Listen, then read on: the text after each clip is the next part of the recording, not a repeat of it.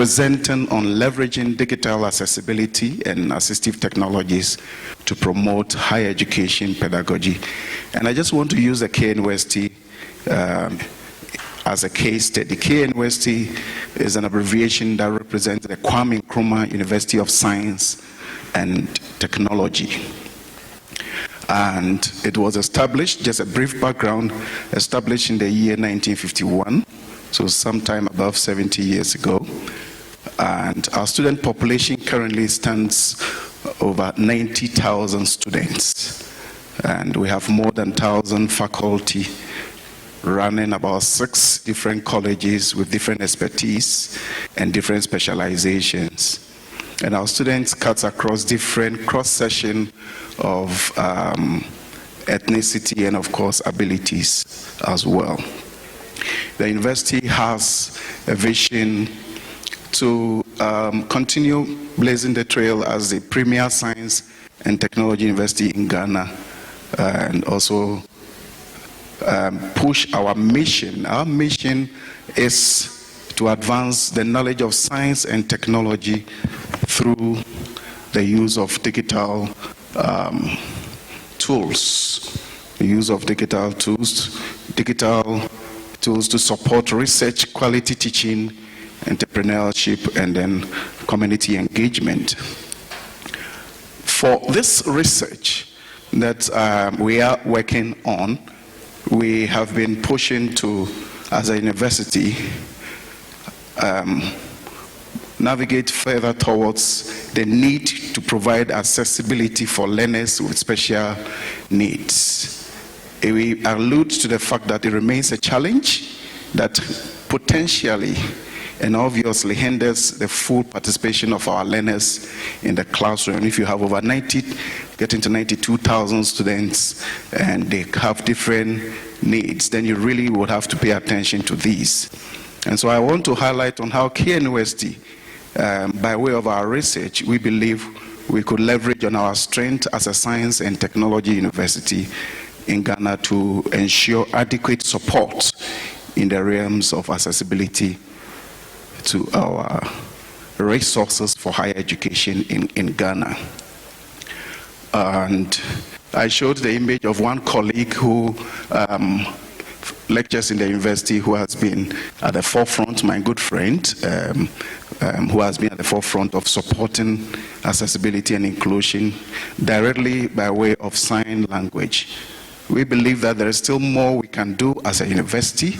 The research findings, which was gathered through qualitative study using basically interviews and focus group discussions and surveys, really revealed a lot of gaps, which we believe that as an institution, maybe the highest populated institution in Ghana, as far as tertiary institution is concerned, we need to take care of and ensure that we are really journeying further on the subject of inclusion and accessibility. Even though as a university, the study showed that we've taken proactive measures to ensure that higher education pedagogy is done in a manner that caters for digital accessibility using technologies that are available. We believe that we need to pursue further taking advantage of screen readers, and I must say that joining this conference has really enlightened and exposed me a lot to the things that we should be doing, especially with me as a director of e-learning and also doing in our university. I used to say that there's nobody close directly as far as my family relation is that has physical disability. But as I sat through the conference and sat quietly at the back, I saw that I am disabled. I believed that not having enough knowledge about disability is a disability in itself. And therefore, the need for us to be extra passionate about supporting people with disability, and then also not assuming all is well with everybody.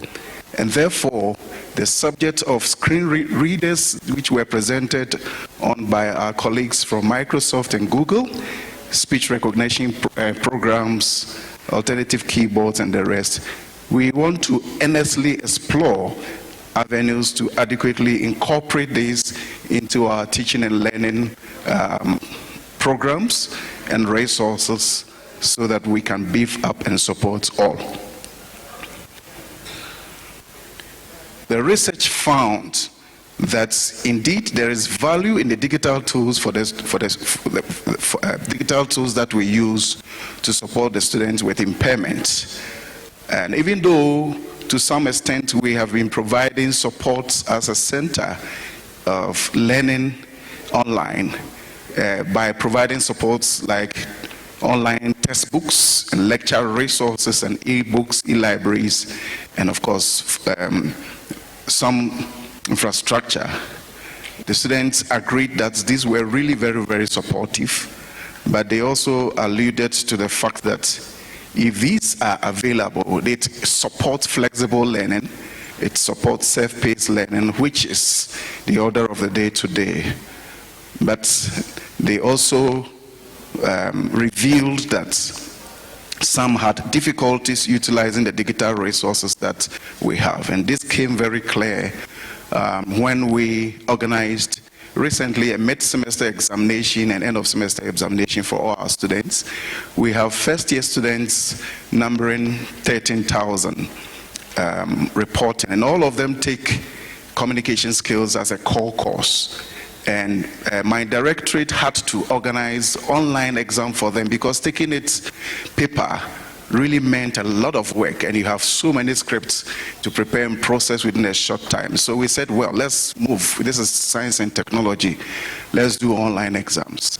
And because we had laboratories, we brought everybody together to assess the examination online.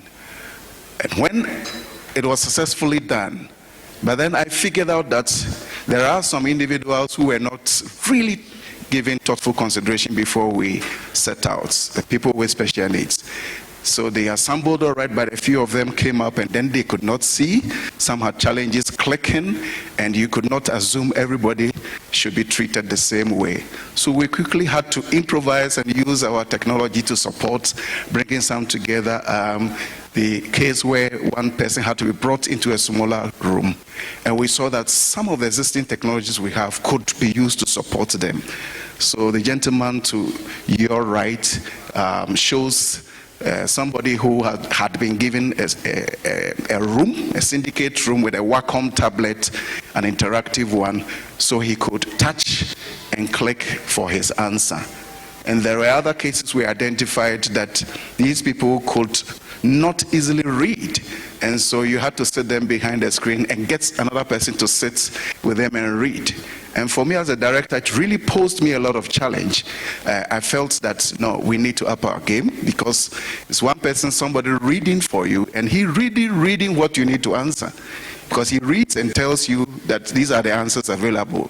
Do you want me to click A for you or B for you? And I felt it's really backward.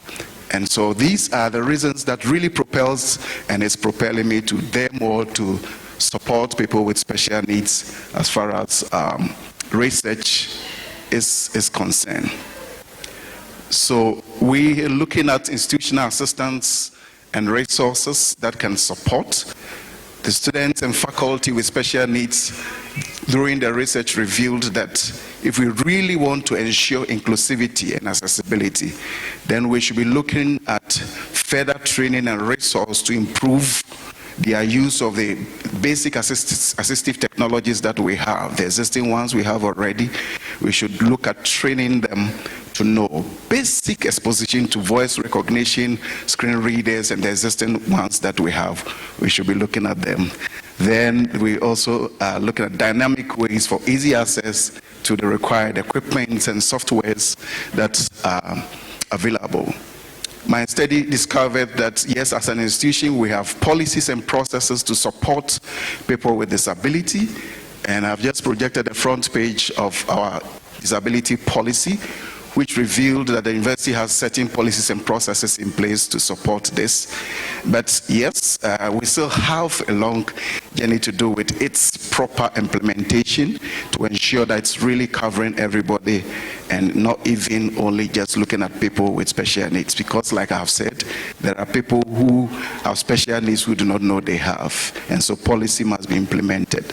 So next steps, having done this study and having also gone through this conference, which I consider as a great blessing, and of course meeting my good friends here, what we want to be doing as an institution from here is that within the context of the university and probably in the public universities, we would conduct needs assessment, comprehensive one, using at least the 92,000 population that we have as an institution.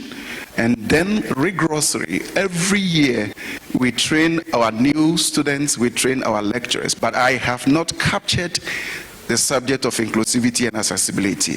And the study has really brought to bear the need to do faculty and staff training on these available tools and intensify our student support services, and of course ensure that our course design, I'm an expert in curriculum design, and so when it comes to instructional design and course designs, we must ensure that we are incorporating the subject of accessibility also very well.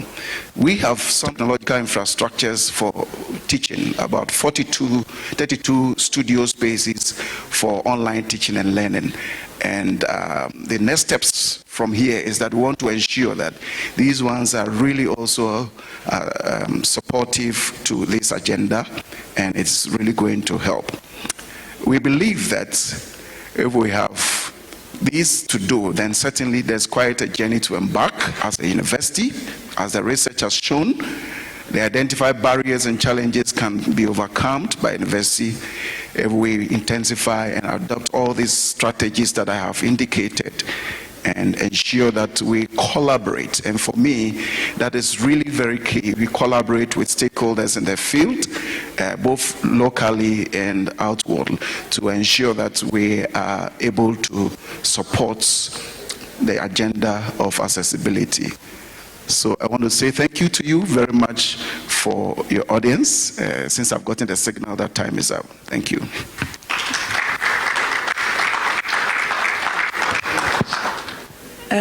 To start, I want to thank Enabled for the opportunity that he gave me to represent the voice of people with disabilities in Central African Republic. My name is Bedaya. I'm a young, tall girl and a black woman with a long blonde hair, and I wear a white jacket set.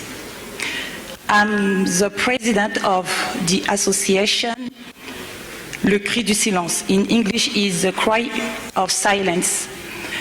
We fight for the inclusion and the respect of rights of people with disabilities in Central African Republic.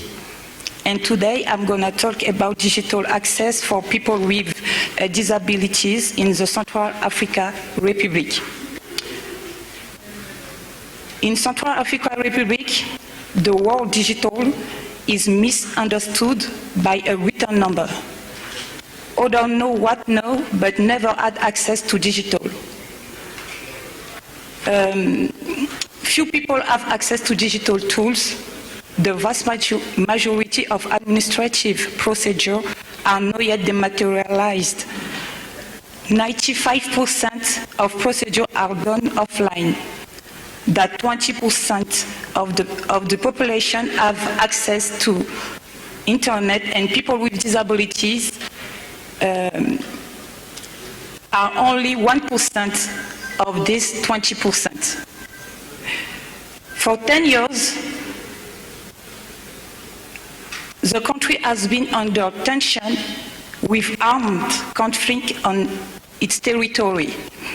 As a result, it is struggling to develop and therefore to allow the population to access digital technology. Our association Le Cri du Silence has decided to carry out a survey in order to have a more in-depth knowledge of the situation of the Central African population with a disability. The objective of the survey we have three objectives. Identify the nature, quantity, and origin of existing aids, as well as unmet needs. 2, to measure the social disadvantage experienced by people with disabilities. 3, to define the real needs of people with disabilities. The survey addresses several themes, in particular the question of the digital. To understand this situation, we ask ourselves several questions as what are the difficulties that people with disabilities encounter when using digital technology? What digital tools are available and used in the Central African Republic? How can digital make life easier for people with disabilities in the Central African Republic? To answer, the survey was built around the following axes. 1. Equipment with digital tools as computer, smartphone, and internet access. 2. The use of digital tools and the internet frequency, difficulty, support. 3. Need how to help people with disabilities to access digital, how to make digital tools accessible, and the characteristic of people with disabilities who are far from digital. The method used to carry out this survey are as follows: interview, observation, and questionnaire. This report is a result of individual and collective interviews with 45 people carried out several times with several different people as teacher, student, artist, executive, elected official, salesperson. The interviews were recorded and then transcribed, other were filmed and posted on the association YouTube channel. Following the survey, we used the data collected during the interview and observation to write the conclusion of this quantitative study. This involves the transcription and interview and the analysis of observation. The observation allows us to determine if digital is used by people with disabilities, what type of tool is used, how often and for what purpose do they use it. There was no distribution of an online questionnaire because the majority of those concerned don't have access to internet and digital tools. The result. During an interview with Mr. Nodidou Theodore, director of the Literacy and Braille Training Center for the Blind in the Central African Republic, he said that 80% of people with disability have not gone to school, and among these 20% are women. They show a high illiteracy problem for people with disabilities. We understand that this problem dissuades them from using digital and internet. Therefore, the implementation of digital without support for users risks leading to an increase in digital exclusion. In general, the use of digital is very limited due to the lack of digital knowledge. Regarding people with disabilities, very few have access to digital technology. Its use is much higher among people with motor and physical disabilities. and use is low among the visually and hearing impaired. According to the category of disability, there are only 2 visually impaired people who use the computer of visually impaired, and very few have a talking phone. We didn't meet any hearing impaired who had access to digital. At least 1% of people with motor or physical disabilities have digital access. Concerning the psychic disability, there is no digital user. Regarding to the use of digital technology by the visually impaired, we meet a 24-year-old Central African young man named Privat Gerigodoba. Privat works as a host and producer at Notre-Dame de Bangui Radio. He is one of the few people who managed to cope with a visual impairment. He was born valid in Bangui, and it was at the age of 16 that he began to go blind due to an illness. Privat was able, thanks to his family, to come to France for treatment. Unfortunately, his care didn't follow and he will remain blind. Back in the Central African Republic, his parents will enroll him in the Braille Learning School, and after the Vatican Embassy offered him a scholarship to study media in Italy. He explained to us that to work, he connects his computer to the radio software. That's how he can host the show. The testimony of Privat showed the importance of digital inclusion of people with disability. This offers a lot of job opportunity, access to certain training. Unfortunately, there are 3 schools for people with disability in the whole country. We visited this school, and to begin with, there is no electricity in this school. Teachers use their mobile phone as digital as tools. For people with motor disability, they go to mainstream school, which means they are more likely to have access to digital skills. In conclusion, access to assistive technology will allow people with disability to be autonomous and lead an independent life like Privat, and to have access to information at any time. The government should pass laws on equal opportunity, respect for rights, and participation in citizens for people with disability, and laws on digital accessibility and all platforms. There should be training for people with disabilities according to the category of their disabilities in order to familiarize them with digital technology and allow them access to content and functionalities without difficulty.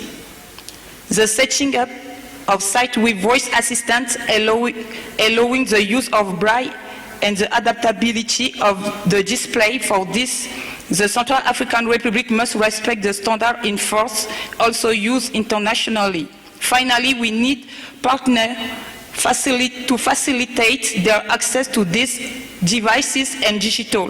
Thank you.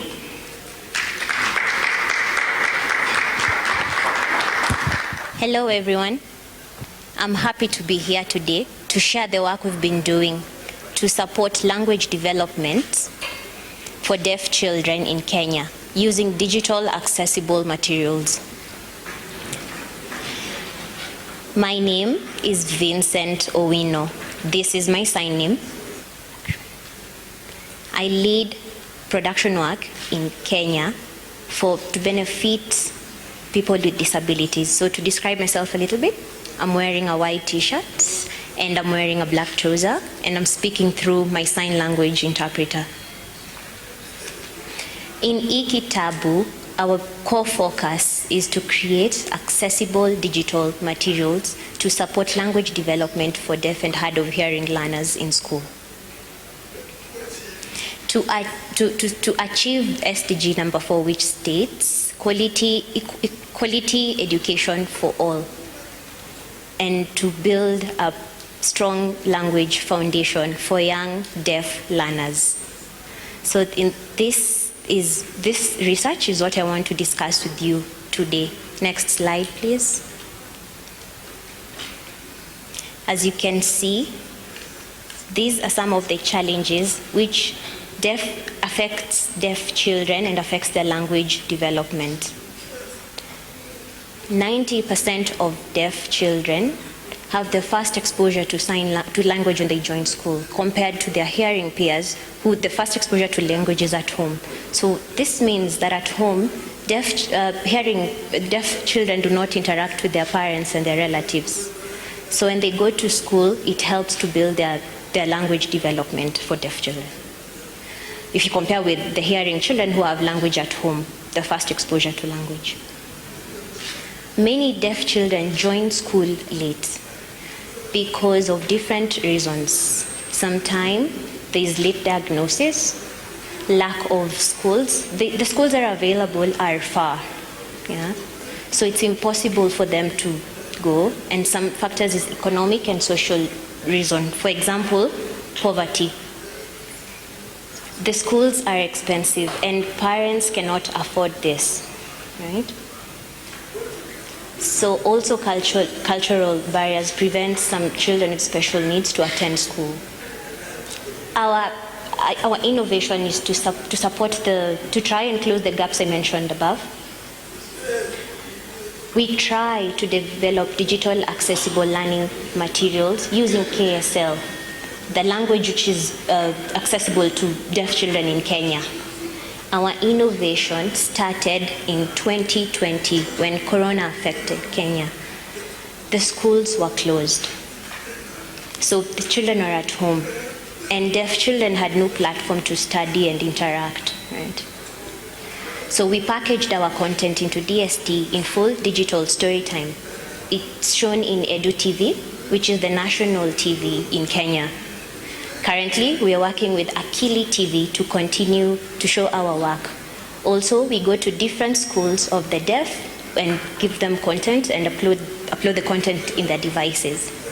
Our content is also available in YouTube. Apart from DST, we have other interventions to support language development for deaf learners. The first one, we work with deaf teachers, the early grade learners, because they provide a rich environment, and also they support the language foundation for deaf learners. Also, we create accessible materials in KSL, which is available everywhere, where deaf children can access, and it's easy for them. We adapt the language assessment to support language and assessment, to know the best intervention to give to the deaf learners. Next slide, please. These are our findings. Yeah? In 2021 November, we worked with 2 schools for deaf in Kenya. The first time we started the project, the school only had 18 learners. After 1 year of the project, the numbers increased to 40. 30 students out of 40, their language skills developed. Also 26 out of 40 managed to go to the next grade, but before it was not happening because most of these learners were staying in the same grade for 2 or 3 years without progressing.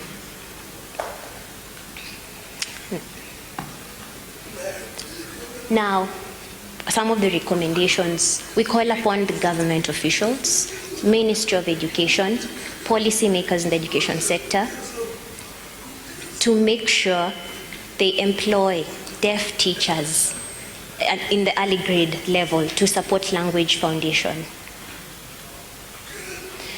Come together to support the adaptation of and create more accessible content, learning materials for deaf learners. So right now they are not enough. We need to add more for it to be enough for everyone. To support the teacher, we must give professional development, training, content utilization training, as well as UDL, Universal Design for Training, to support their work and also help to teach the learners better. We need to empower parents through sign language for it to be possible for them to interact with their children and to support the language development of their children at home. Lastly, we need to design better sign language assessment tools to support implementation of language development for deaf children. Before I finish, I want to say, Nelson Mandela, one time he said, education is the only weapon that can change the world. Meaning, if we give our children better education, in the future they'll change the world. They'll become innovators, teachers, lawyers, and doctors, and many careers. I hope all of you will give your children better education. Thank you very much for your time.